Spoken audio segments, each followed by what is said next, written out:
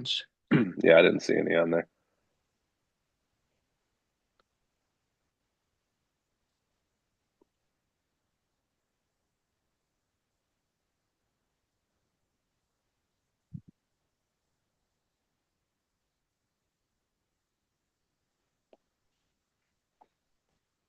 All right.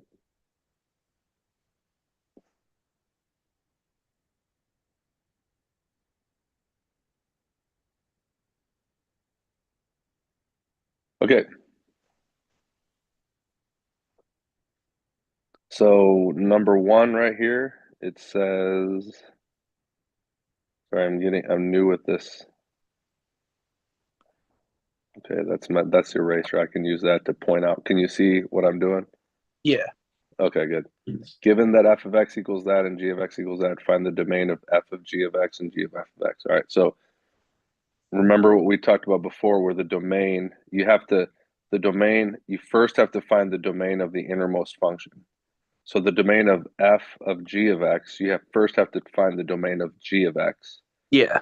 and then plug it in. So the domain of g of x, that's this thing, is going to be, that x minus 4 has to be greater than or equal to 0, right? hmm Which Yeah. means x has to be greater than or equal to 4. Uh-huh. And then consider when you plug it into here, if anything else is going to be affected by that. So let's plug it into there. You're going to get square root of x minus 4 plus 1 squared. So let's simplify this thing out and see if there's any more domain restrictions that are more restrictive than that one. So foiling that out would give you x minus 4 plus 2x root x minus 4 plus 1, right? Yeah. And when you do that, you see that the domain restriction isn't going to be more restrictive than that because it's just the same thing that you had before, Okay. So right? If you simplify this, you would get x minus 3 plus 2 root x minus 4. And what's the restriction on that function? it would just It's the be same. the same. So Yeah. the x minus 3, that's the vertical shift, right? That affects the range. Yeah, that would have something to do with the range, right? But that's not really part of this question. You don't have to worry about that. Okay.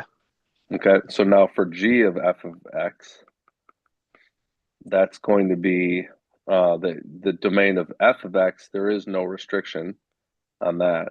So you go ahead and plug in um, f of x would equal. Go ahead and plug that in. Plug f of x into g of x. So you would get the square root of x X plus 1 squared minus 4. minus 4. Now simplify that and determine if there's any more restrictions. So that's the square root of trying to think of it. It might be better just to leave it like that, actually, and then say that thing has to be, say that x plus 1 squared minus 4 has to be greater than or equal to 0.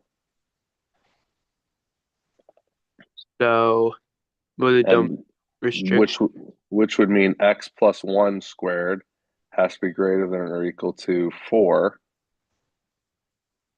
And now to find this, the easiest way to do that is to take your um actually you could take this one right here, even just graph it. That's easy to graph, right? yeah. It's a parabola, left 1, up 4, or sorry, down 4. 1, 2, 3, 4. So there's your vertex, and your intercepts are going to be over 1, up 1, over 2, up 4. So it's going to be at 1, positive 1, and at negative 3, Okay. right? Right. Remember doing this? Yeah. This is the way I prefer to do it. Just do the two-dimensional thing, and then you can see when is this function going to be greater than or equal to 0?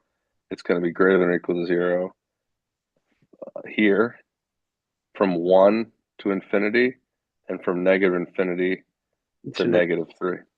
okay. Got it. Yep. So negative infinity to -3 inclusive, union 1 inclusive to infinity. Okay, got it. Good? Yeah. So number 2 says find the dimensions of the least expensive rectangular box.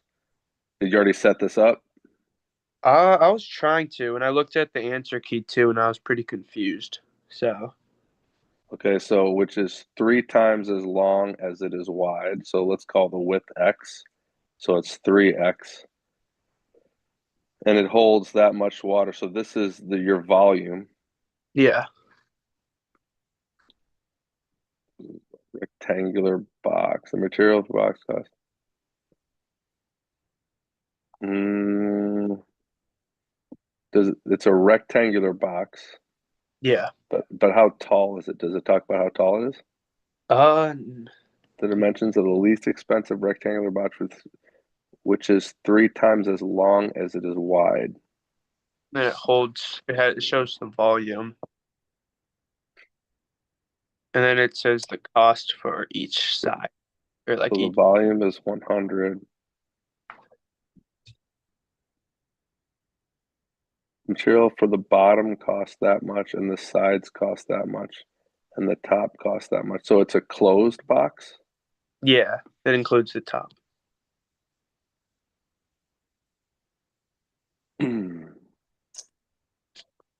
um, I really don't know. Oh, maybe we just have to make the other dimension y. Yeah, that's what we're gonna have to do. So the height is gonna be y. Okay. So let's say this is the base,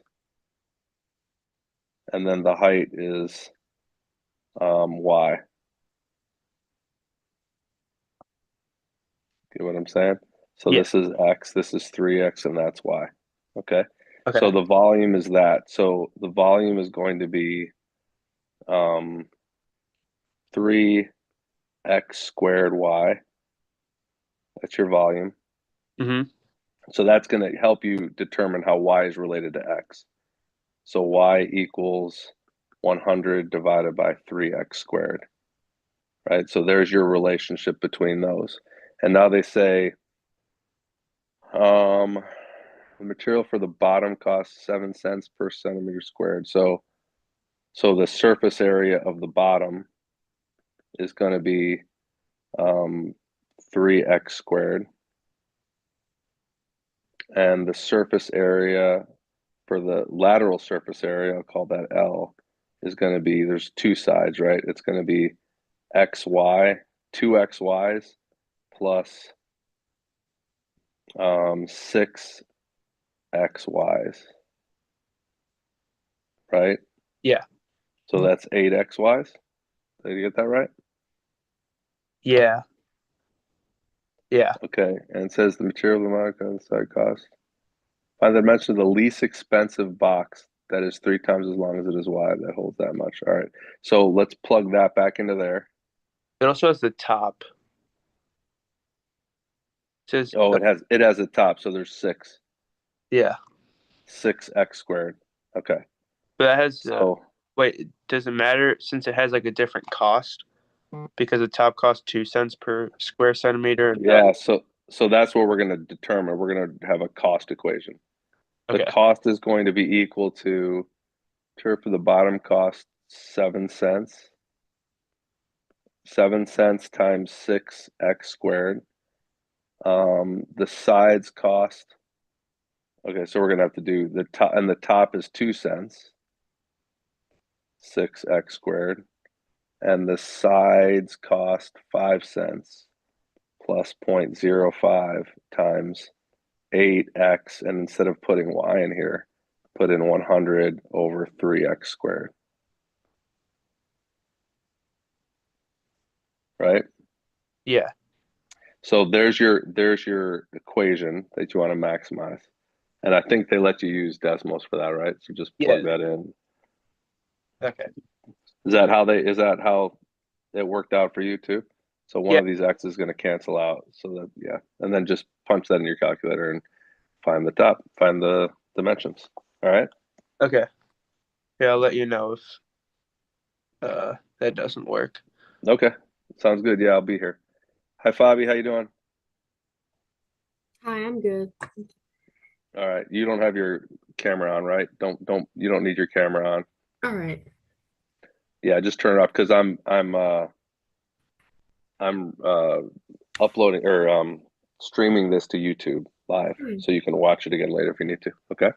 All right. Thank you. All right. I'm gonna zoom in on what you asked here. Was this you? Yeah. Sketch the possible, sketch a possible sketch of the function with the domain of -8 or -4 to infinity and a range of -2 to infinity.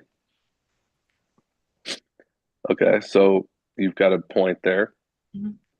And you know it has to get it's going to go up forever, but it's increasing the entire way.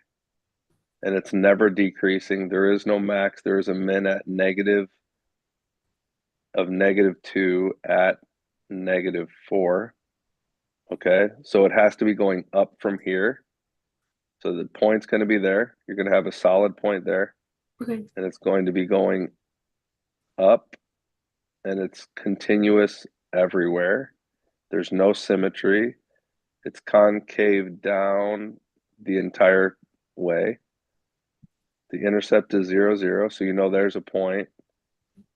And the end behavior as x goes infinity, f of x goes to infinity. So it's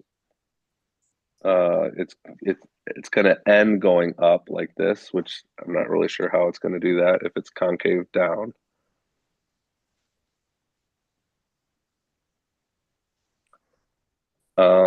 And as x goes to negative infinity, it doesn't exist, obviously. Yeah. If it's concave down the entire way and it goes through, it starts here and it goes through this point and it ends going up, I'm not really sure how you can have concave down. Yeah, that's what I was wondering because I thought it would be like a parabola going up, but I didn't know if Yeah, it was. I think this is a typo. I think that Okay. it either has got to be concave up there, or this should have a negative in front of it. Okay. If that had a negative in front of it, it would just be something like this, right? Yeah.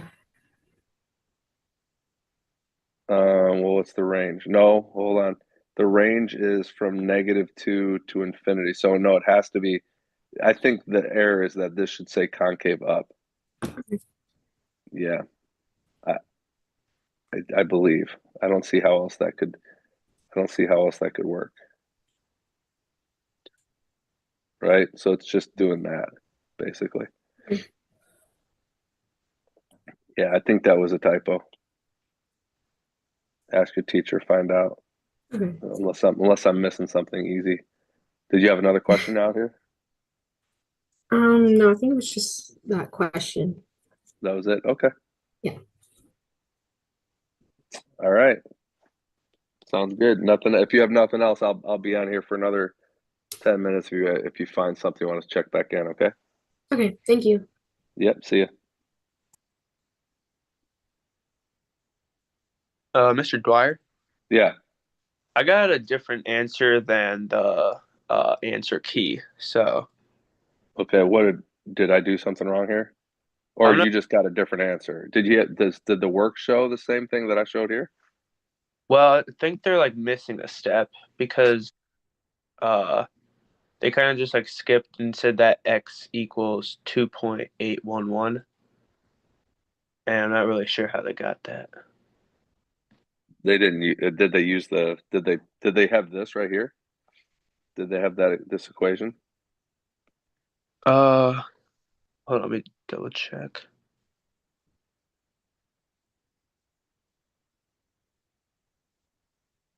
3 times 2. Can I just like send you a picture of it? I'm not Sure. really. Yeah. Just upload it onto here. Okay.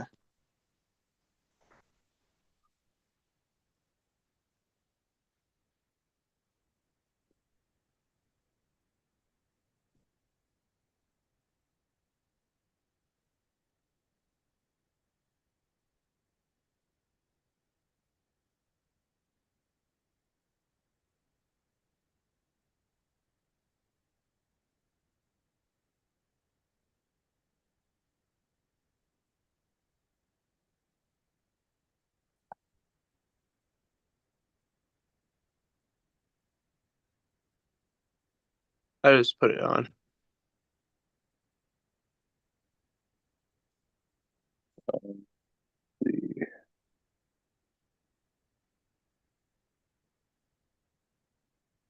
they're calling H. We have a Y. They're using H. Yeah. H is 100 over 3x, right? Um, the surface area is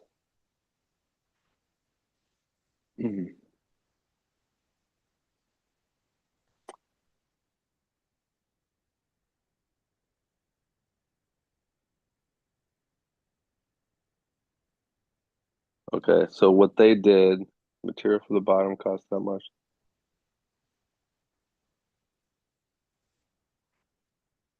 On dimensions of the least expensive rectangular box. Okay, yeah. So I was kind of wondering about if I should do it. Yeah. So I think maybe I think I did it wrong. I plugged in the values, Okay. but because for some reason I was thinking that doesn't really make sense though. It makes more sense to just first solve for the surface area. So get rid of those cost functions and now find the maximize the yeah, that makes more sense. Now you maximize that equation first. Oh, so So max oh, and plus I had 6 here. This should have been 3 and 3. okay. Yeah. So now this should be 6x squared plus 800 over 3x. Is that right? 800 over 3x. Oh, they have 600 over 3x. What did I do wrong? I did surface area. The lateral surface area is 2xy plus,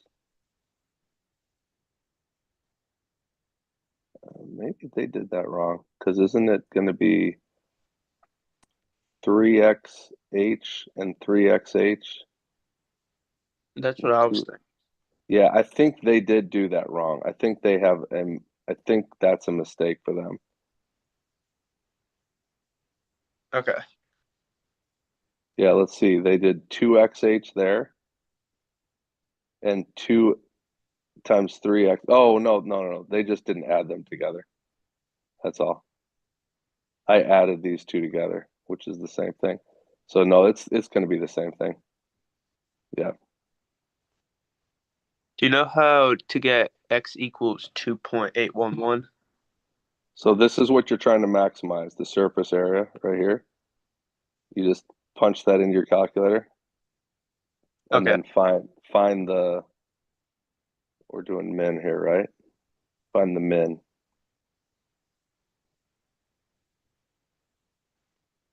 I think don't they just have you do it punch into your calculator to do that? Yeah. At that point, I think they just have you punch in your calculator. And then they went back and then they plugged in the X for all those things based upon the costs. Yeah. Yeah, what I did was stupid. You can't put the cost parameter into there And then you before. and then you plug in x, right? Yeah, all you're trying to do first is to find um,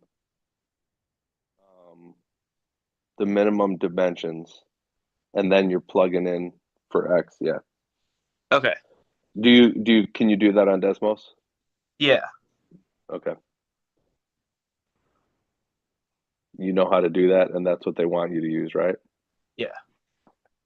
Now, when you get your brother's going to learn how to do this in calculus, he's going to learn how to actually solve this algebraic or through calculus. Okay.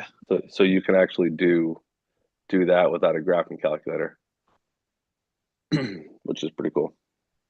Okay. But it's also good to be able to use the graphing calculator and understand what it is that you do and how easy it can be.